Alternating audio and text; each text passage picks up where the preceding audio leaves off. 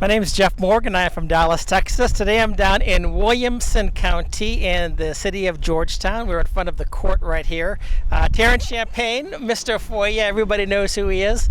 And I'll tell you what, where would we be without your work? I don't know, but thank you so much for that. But we both were just testifying in a case for a mutual friend. I don't know if we should mention his name or not. We're not going to mention any names at this point in time. That seems to be a very sensitive topic at this point in time anyway. So Taran, what are your thoughts about how things went in there?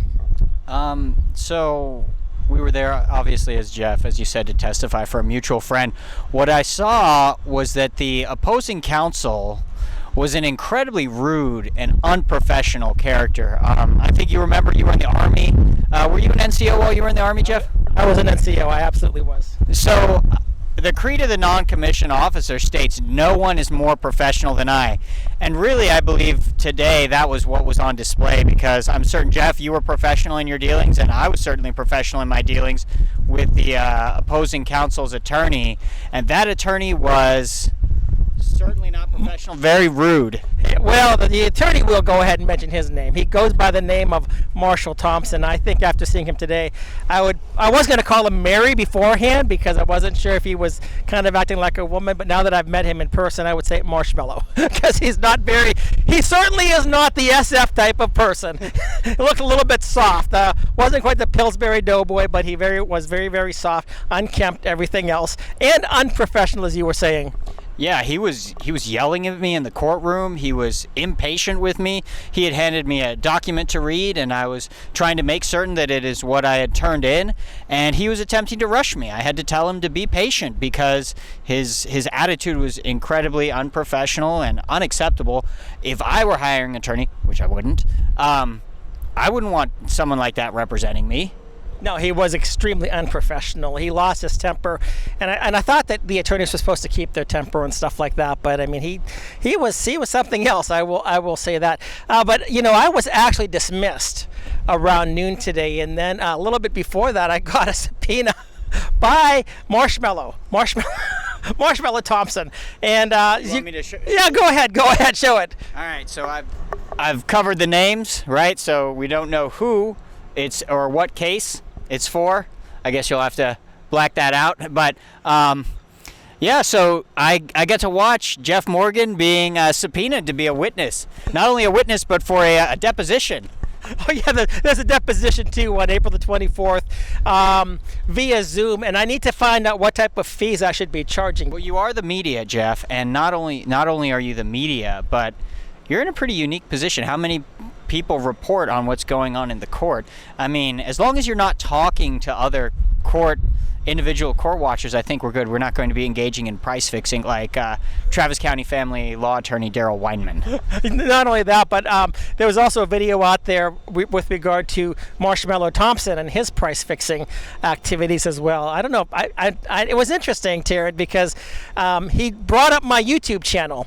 And as most people know, I've been doing my YouTube channel for about 8 years, and I've got over 2,100 videos. And they talks about the family court injustice system, the anti-family attorneys, all the corruption that we've witnessed.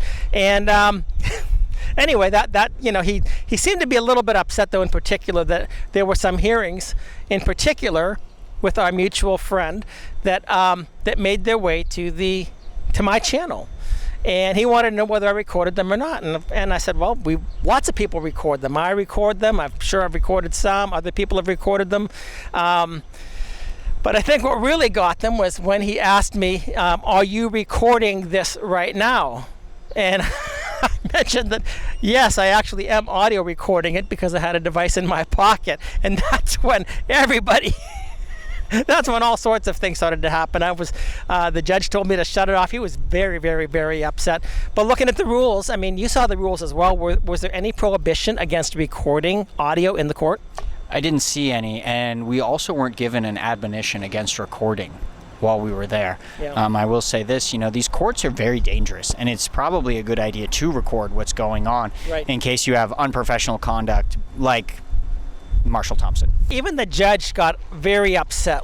If you do this again, I'll have you in contempt of court. But I think what it comes down to, Taran, is that if there were eyes on this hearing, would he have acted in the same manner? Because I do not believe the judge would have acted in the same manner. What are your thoughts on that? I think these judges like to operate in secret. I would be very interested to see if Marshall Thompson would have an interview with members of the public and would act as he did in that courtroom. I'm certain he wouldn't. Yeah. And you're absolutely right. If Marshmallow wants to contact me, hey, Marshy, if you want to contact me, let me know, and I will definitely get you on here. We'll have a whole channel with Jeff Morgan interviewing Marshmallow Thompson. I really want to stress that these courts like to beat people up in secret. As you mentioned, Jeff, right? Would he have acted that way if there were eyes in the courtroom? I do not believe so. That's my personal belief. And I think we have to have eyes on the courtroom. As you like to say, friends don't let friends go to anti-family law court alone. And we need to make certain that people are watching, people are recording. That way we can expose the injustice and abuse you see in these courtrooms. Absolutely. And what I thought was very interesting as well is that our mutual friends attorneys, they come from the criminal side.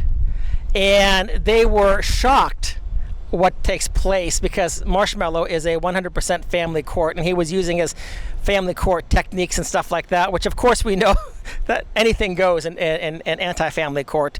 But they were actually shocked over some of the things that were taking place. They almost seemed lost because the criminal side, I believe my understanding was they're saying, hey, we have rules, we have procedures. This family court is just like in an alternate universe. Did you hear that same comment? I didn't hear that comment, but based on their demeanor, it looked like they were caught quite at unawares on what was going on, and I can't blame them. Right. If you see what happens, I mean, I've been in cases like when I was with Dustin Howell and trying to explain the rules of civil procedure to him, which when I had a special appearance, I said that special appearances are supposed to go first, and I tried to note the rules of civil procedure regarding that, and he told me very specifically he was going to run the court his way, which I was never told what his way actually was, and I'm pretty certain none of us were told what way the judge today was going to do. Absolutely. Now, Marshmallow also asked me if I was familiar with Rule 18C, and I mean, I'm not an attorney or anything, so no, I wasn't exactly sure what 18C was. Do you know by chance? Not off the top of my head, no. Okay. Anyway, he was upset about that, but I also had mentioned at one point in time that the reason I recorded. Well, the reason I was recording today, I'd mentioned that the open courts doctrine, the Texas Constitution, I didn't get to say a whole lot because the judge was very, very, very upset. We have one court reporter. He alone is the record for all of this stuff.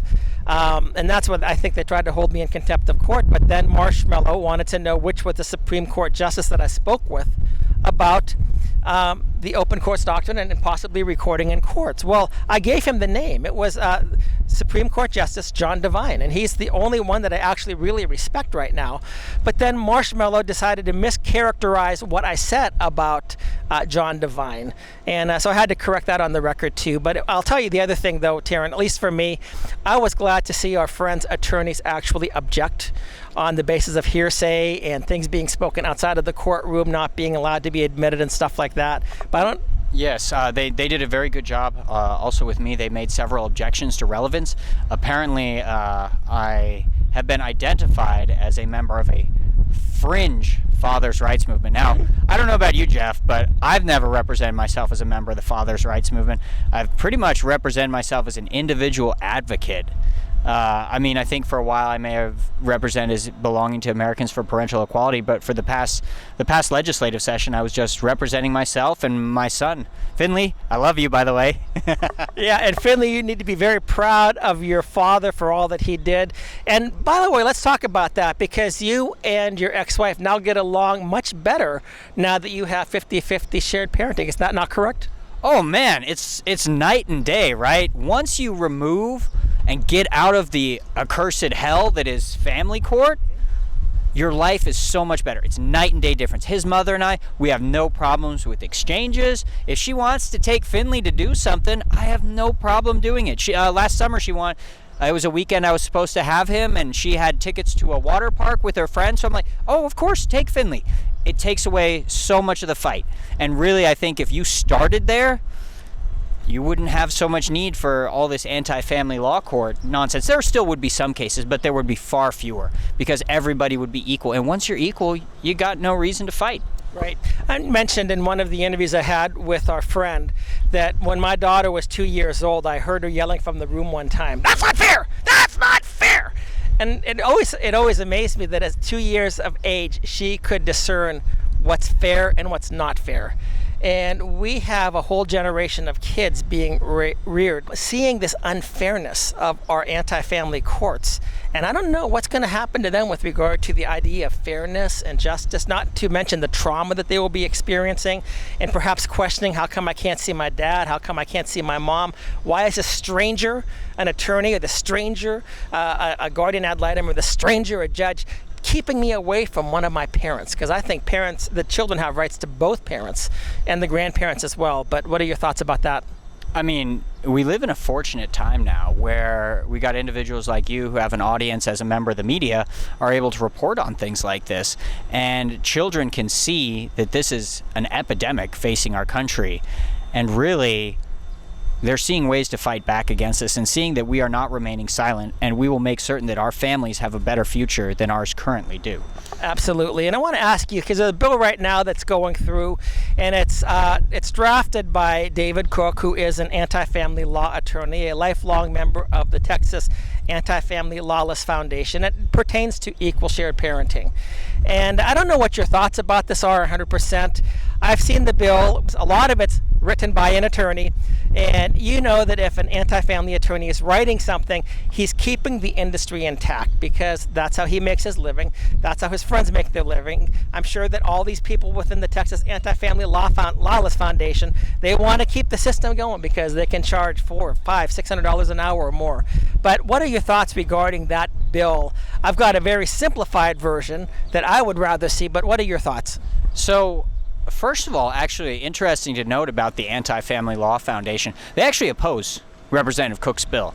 So, now that's interesting. I was not aware of that. Yeah, so I think while there may be individual parts of it I disagree with, I think overall it's probably moving in the right direction. So kudos to Representative Cook on that. If the Anti-Family Law Foundation opposes it, I can think of no stronger endorsement for a bill than that, Jeff. Well, there was one time that got something right, and I had to really take a deep breath because we were on the same side, and all I could say is that a broken clock is right twice a day. So anyway, maybe this is another time that, but anyway, so for Representative Cook's bill, I would just say the presumption is in a divorce, especially a no-fault divorce, which there's no fault.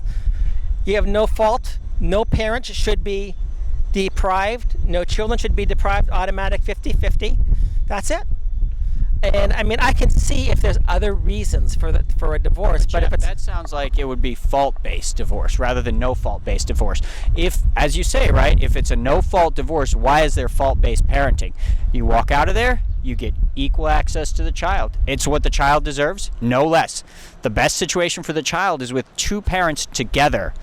Barring that, the next best for them is to be raised by both parents equally, assuming they're fit, willing, and able. That's all there is to it. Right. And that's really the essence of this case down here today. Our mutual friend has been seeking that, and yet because the way that the laws are being applied, there's an advantage to be gained to make false accusations. There's an advantage to be gained if you say, well, I'm afraid, a protective order, stalking, this, that, and everything else. They get to take the child and keep it from the other parent, and also they collect child support and everything else. The attorneys get their billing fees and stuff like that. Well, Jeff, I don't think in the long run they end up actually collecting child support, which is allegedly for the child. Actually, there's case law that states it's for the state. But they end up not collecting because when you have anti-family law attorneys like Marshall Thompson billing their client for hundreds of dollars per hour, whatever's being paid in child support never actually gets to the child. Yeah, that you make a very good point there. Well, anyway, there were probably, maybe 8 people that came down here to testify on behalf of our mutual friend. And didn't the court say at the beginning there's too many people or something like that? We're not going to hear all of you? Yes, I believe so. So, fortunately, we were able to testify and do the right thing and ensure that our friends didn't go to anti-family law court alone. As you'd mentioned, 50-50 equal shared parenting would solve so many problems rather than perpetuate them. The best thing for a child is to be reared in an intact home with his or her natural mother and father.